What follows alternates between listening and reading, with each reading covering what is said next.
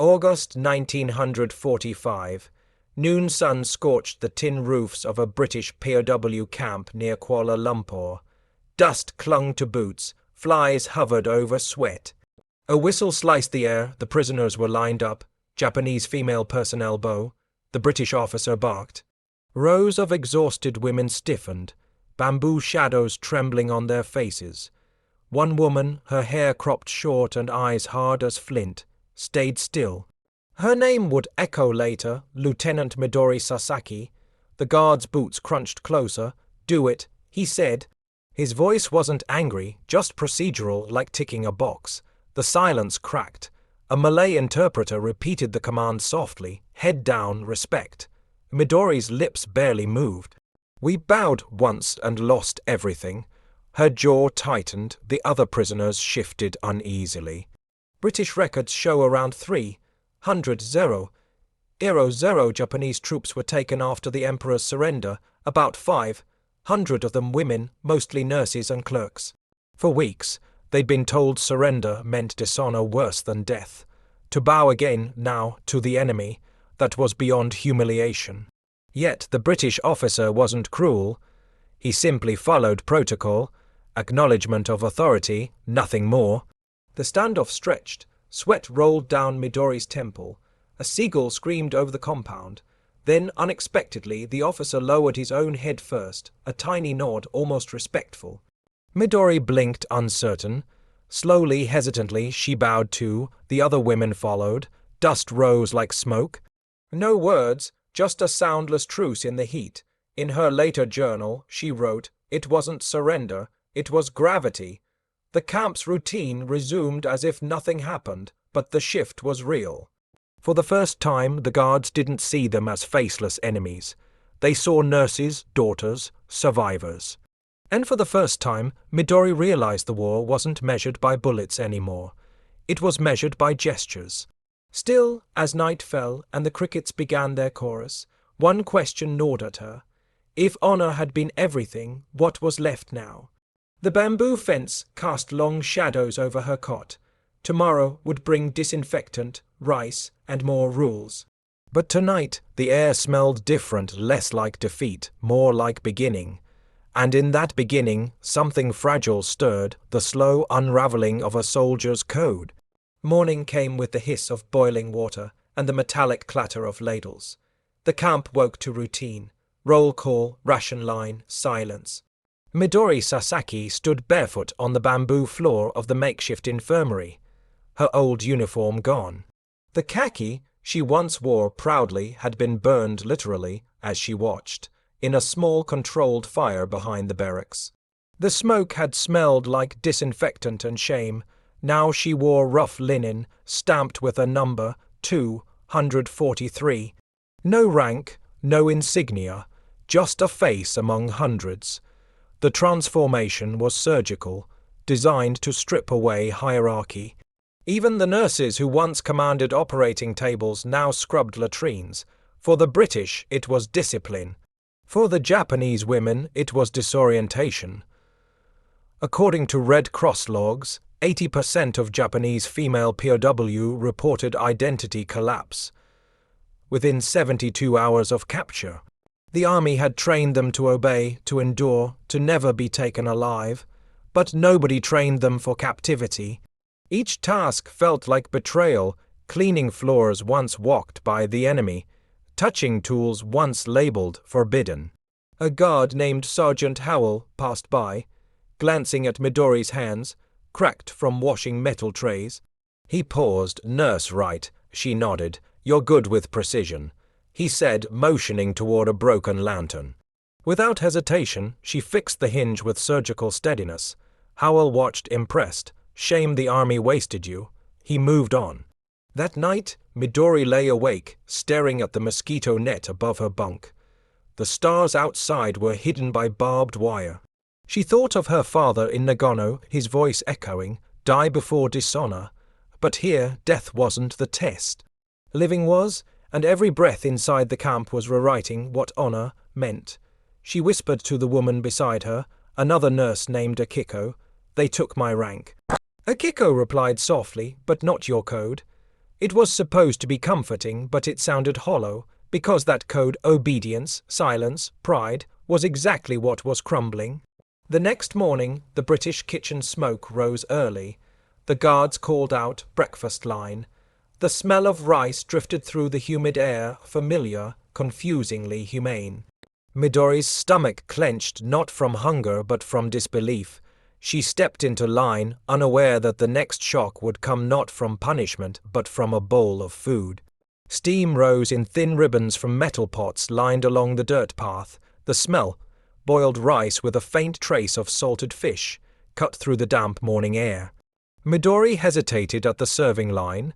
Hunger wrestled with disbelief. In her own army camps, lower, ranked soldiers ate millet or watery broth. Officers kept the rice. Here, the British Guards were doing something unimaginable, serving everyone the same portion. A Malay cook, sleeves rolled, ladled rice carefully into each tin bowl. His face was unreadable, his hands steady. When Midori's turn came, he gave her a full scoop, then one small piece of fish. No less, no more than anyone else. She bowed slightly, instinctively this time.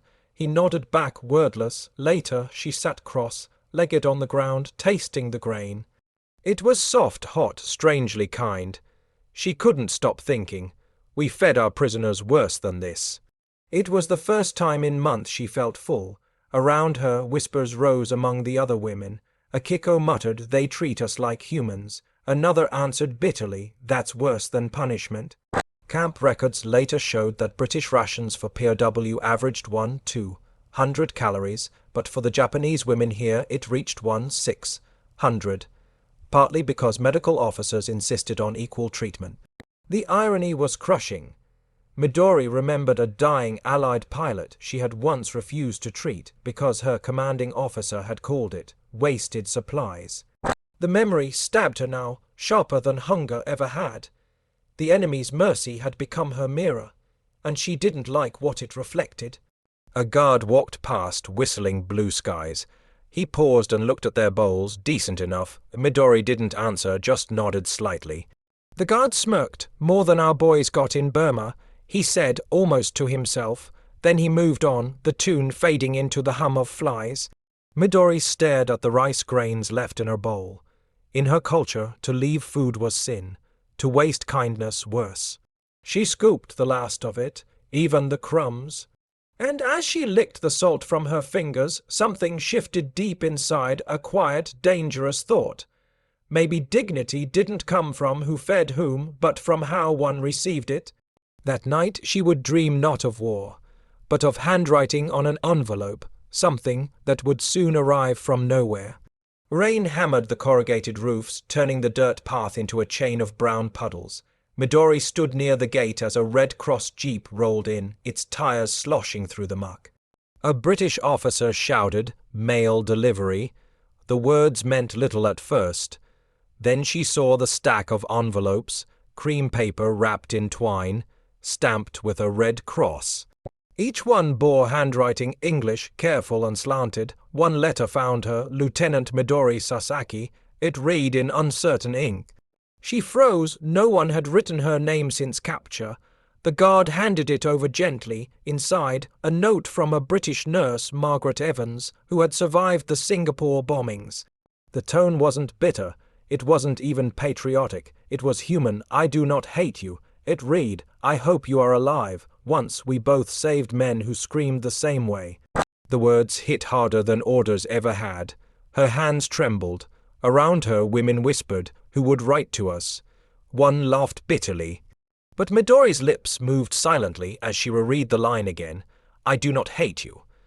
According to the International Red Cross, over 20,000 letters per month crossed Asia's camps between 1945-46, carrying messages between former enemies. Some reached the wrong hands, some never arrived, but each one cracked open silence. That night, Midori sat by the lantern, staring at the paper. It smelled faintly of soap and ink. She wanted to reply but didn't know how. She tore a scrap from a ledger and began writing in halting English. "Thank you for not hating me. I was nurse. I am still human." Her spelling was clumsy, her words stiff, but honest. Akiko leaned over. "What are you doing?" Midori smiled faintly. "Learning a language we were told not to understand." The phrase carried irony and liberation in equal measure.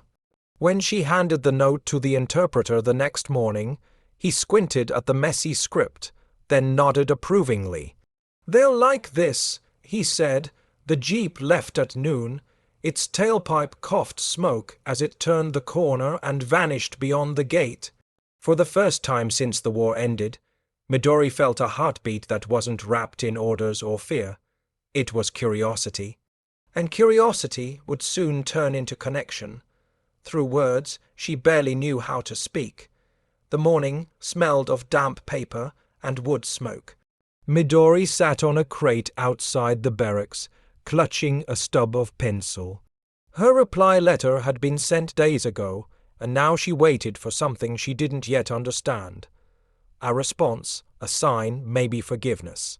The British guard, Collins, noticed her muttering under her breath, tracing words in the dirt. "Thank you, not hating me. You're learning English?" he asked, half amused. She looked up, hesitant, little bit, only letter words. Collins crouched, drawing a crude alphabet on the ground. "Start here," he said, tapping the letter A. His voice was patient, not patronizing. For a man who had once fought against her country, he sounded more like a teacher than a warden.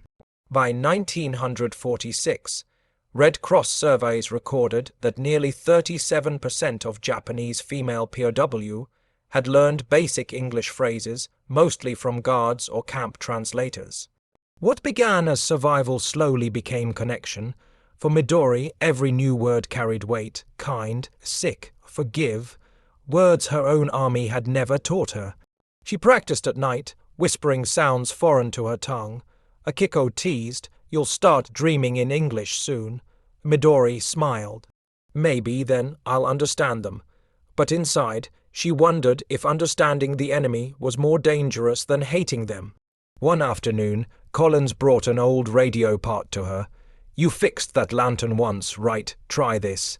She bent over the corroded circuit, her hands steady from years of surgery work.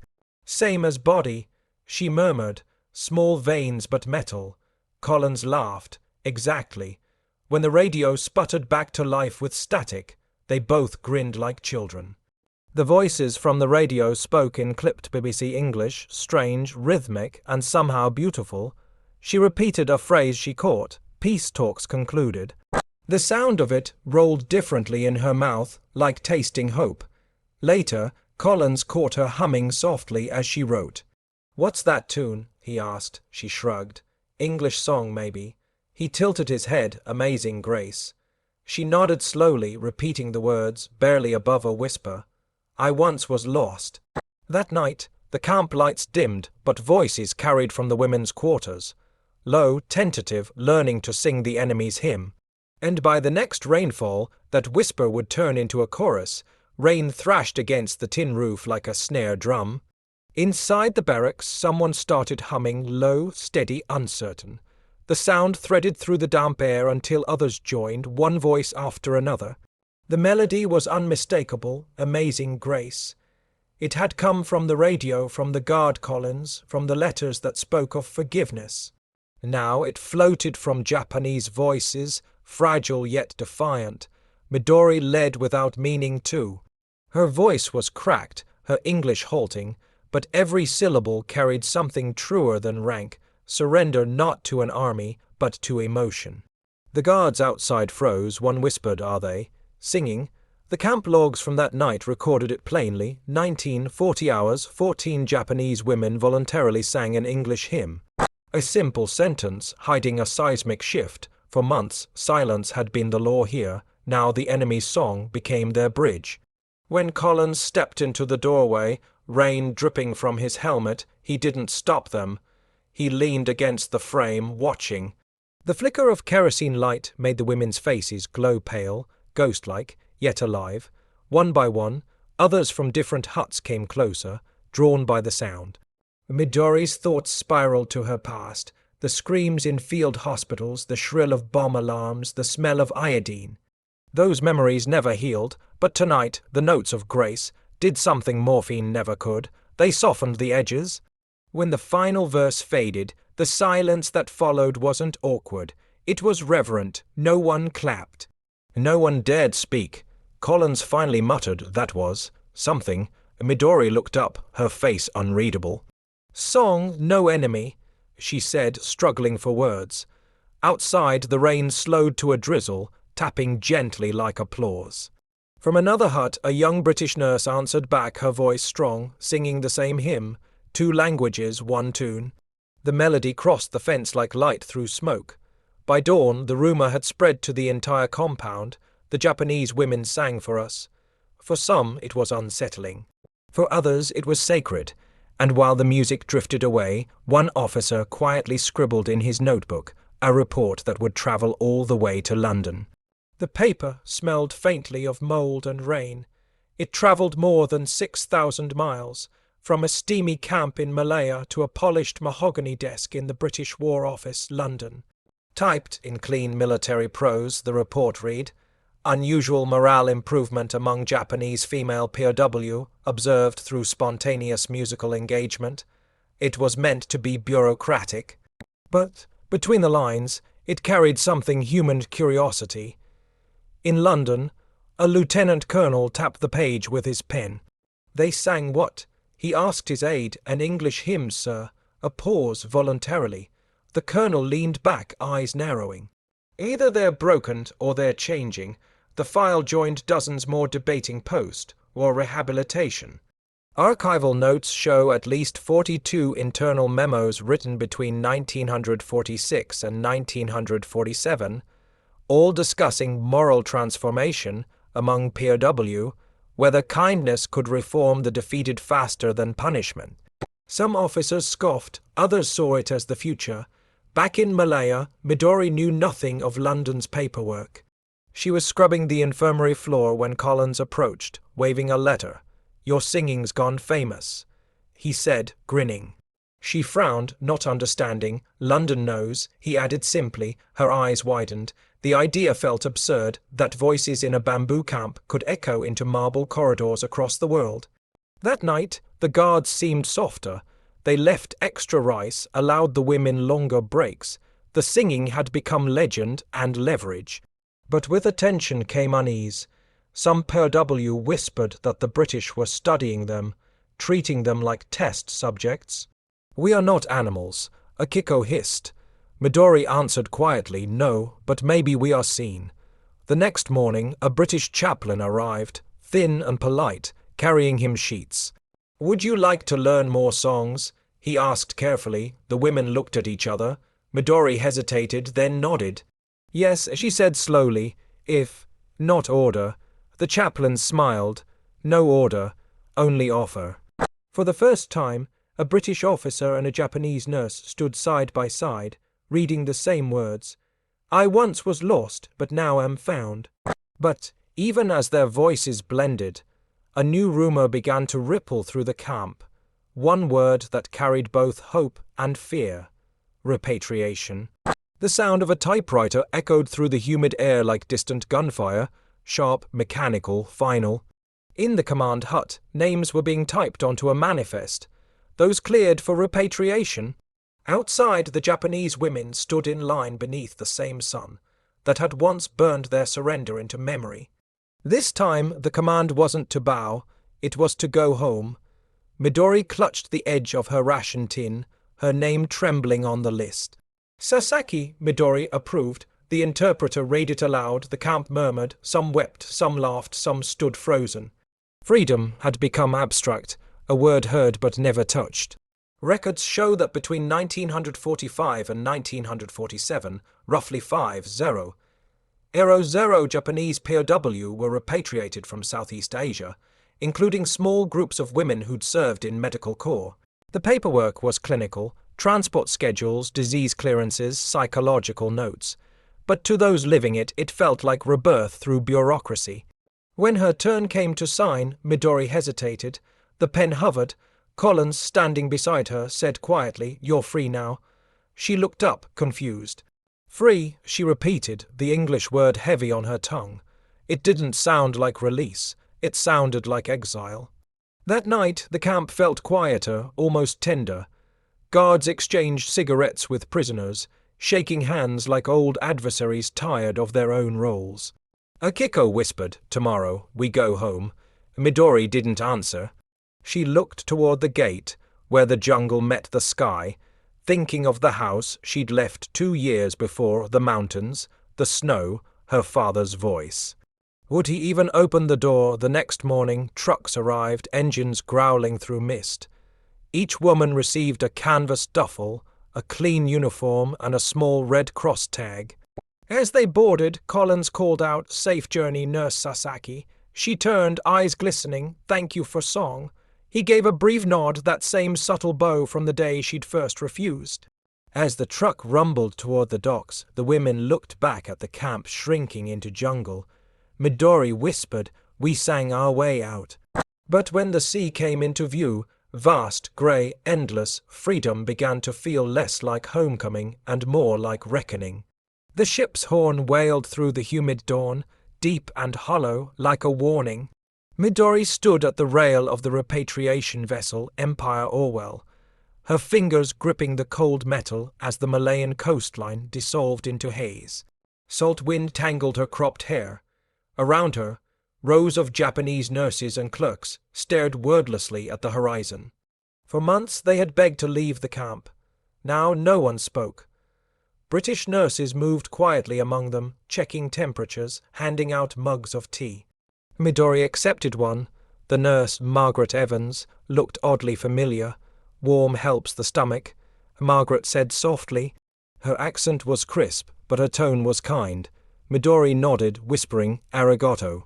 According to repatriation records, each ship carried both Japanese POW and Allied medical staff, a deliberate gesture of humanity. Disease rates, once catastrophic in wartime transports, dropped below 2% after British doctors insisted on equal care. That mercy was practical, but to Midori it felt personal. As the waves slapped against the hull, she stole glances at Margaret. The woman didn't look like an enemy, just another exhausted soul ferrying the remnants of war. Midori wanted to say something about the letter she had once received, but fear sealed her lips. Instead, she watched Margaret pour tea for another prisoner, her hands trembling from cold and fatigue. Midori thought back to her own wards, the dying men she'd abandoned under orders, the screams that still clung to her skin. Each memory broke against her conscience like waves against steel. Margaret caught her gaze, offered a tired smile. "Rough sea?" Midori nodded, "Inside too," she said slowly, tapping her chest. Margaret's eyes softened. Inside too." It was the closest thing to confession either of them could manage. That night, as the ship rolled through dark waters, Midori lay awake in her bunk, listening to the rhythmic thump of the engines. Each beat felt like a heart that wouldn't let her forget. By morning, a grey smudge appeared on the horizon, Japan. Home, the word didn't fit anymore. The sea hadn't carried her back. It had rinsed her clean enough to start over. But home wasn't ready for the washed, clean. Tokyo, 1947. The train hissed into UNO station, brakes screeching over the sound of crows. Smoke curled above bomb, doubt buildings, glass still glittering in debris. Midori stepped down, her duffel slung tight over her shoulder. The city smelled of charcoal, sweat, and survival. Nobody cheered the returnees. Faces turned, then looked away. She wasn't alone over one. 5 million Japanese POW returned that year, most to cold welcomes. Many civilians whispered "Yorojoromono," traitor. Soldiers who'd fought to the end were heroes. Those who'd surrendered were stains. And female POW. They were ghosts from a shame no one wanted to remember. At the station, a woman selling noodles called out to her, "Where are you from?" Midori answered softly, "Malaya." The woman's smile faded. "British camp," Midori nodded. The woman turned away without another word. The shame burned hotter than any fever she'd known. Even her hometown in Nagano offered no comfort. Her father's house stood half collapsed when she knocked, A neighbor whispered that he'd died months earlier of pneumonia, or maybe grief. The tatami mats were gone, the garden overgrown. She sat where the doorway used to be, listening to wind rattle broken shoji frames. Days turned into weeks, work was scarce. She avoided questions, avoided her reflection. Once she caught her own eyes in a window, hollow, unblinking. A passing man muttered, "Repatriate scum." She didn't respond. Words couldn't wound someone already stripped bare. Her only possessions were the Red Cross tag, a tattered field diary, and the small British songbook she'd hidden deep in her duffel. At night, under the paper, thin walls of her rented room, she would take it out, running her fingers over the fading ink. Amazing Grace. The lyrics were creased and torn, but the melody was intact in her memory. One evening, a faint voice drifted through the alley, a young girl humming something familiar. Midori froze. It was that same hymn, slightly off, key fragile as hope. She followed the sound to a neighbor's house, peering through a crack in the door. A child, maybe 12, was humming the tune to comfort her crying brother. Midori smiled through tears she hadn't allowed for months. The song had followed her home, but soon she would have to decide whether to hide it or share it, night draped over Tokyo like soot. In her tiny rented room, Midori sat cross-legged on a floor still splintered from bomb debris. A candle guttered beside her as she opened the old songbook, its paper yellowed, edges curled. The room was silent except for the faint hum of cicadas and the whisper of the city rebuilding itself. She began to hum, quietly at first, just enough for her own heartbeat to follow the rhythm. The melody that once crossed barbed wire now floated through cracked plaster walls. Amazing Grace, how sweet the sound. Her English was broken, her voice low, yet in the stillness it felt like prayer. A shuffle at the doorway made her stop. Her younger sister, Yumi, stood there, thinner, older, her eyes guarded. "Whose song is that?" she asked. Midori hesitated, then said, "No one's, it's for the living." Yumi stepped closer, curiosity outweighing suspicion. "It doesn't sound Japanese, it isn't," Midori replied softly, "but it feels like home." According to post-war surveys, nearly 12% of Japanese female POW later joined peace or humanitarian efforts, many influenced by unexpected kindness they'd witnessed in captivity. They carried small habits using English phrases, humming foreign tunes, writing letters to the Red Cross. Little acts of rebellion against hate. Midori didn't know she was part of a quiet movement. To her, the song was simply survival in melody form. When she hummed it, the walls didn't feel so tight. One evening, Yumi returned with 2 neighborhood children and asked shyly, "Sing the foreign song again." Midori laughed through surprise. They sat together, and as her voice trembled through the first verse, the kids swayed, eyes wide. The hymn's words, though meaningless to them, held a warmth that language couldn't cage. Outside, a neighbor passing by stopped to listen. Another joined. Soon, soft murmurs filled the hallway. No one knew what the words meant, but everyone understood what they carried. When the final line faded, Midori felt something lift inside her chest, lighter than air.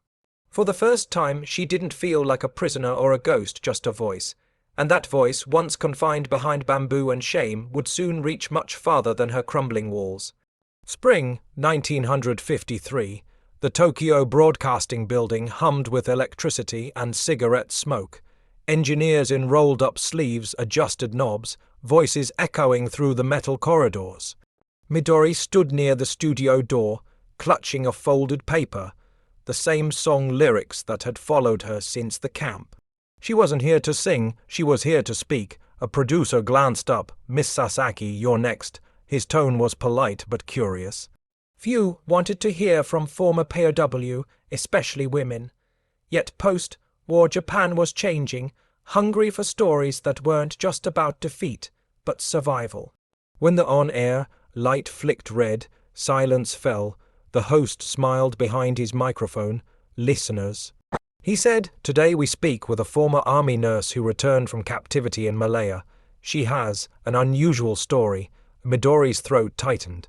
The first seconds were hardest, Then she exhaled. "We were told to bow." She began, her voice steady but trembling underneath. "And I did not, but what happened next changed us." The studio leaned in. She spoke of the heat, the British officer's quiet nod, the rice that felt like respect, the songs that turned shame into something human. She didn't use big words, just truth. The host, visibly moved, asked, "And now, how do you see them, your former enemies?" Midori smiled faintly. "Not enemies, teachers, outside." The city buzzed with trams and neon signs, but inside that room, time stopped. Her story wasn't polished, it was raw and real. When she finished, the technician whispered, "We've never had silence like that after a broadcast." The next day, listener letters flooded the station over 3 zeros. Error 0 in a week, according to records. Many called her the voice of reconciliation. Others simply wrote, "Thank you for saying what we couldn't." Midori kept one letter folded in her coat pocket. Your voice crossed an ocean. It read, signed M. Evans, Margaret, the British nurse, the same woman from the ship, the same letter she had once received in the camp. Midori sat at a small kitchen table, hands trembling over new paper, ready to reply. The war, it seemed, wasn't finished. It had simply changed form from bullets to words. London, 1954. A grey morning hung over the Thames as a radio hummed in a nurse's flat in Whitechapel. Margaret Evans stirred her tea absently, not really listening until a voice, soft and halting, floated through the static. "We were told to bow." She froze. That accent, that cadence, she turned up the volume. The Japanese woman on the broadcast spoke of compassion, of letters, of a song they once sang together in the rain.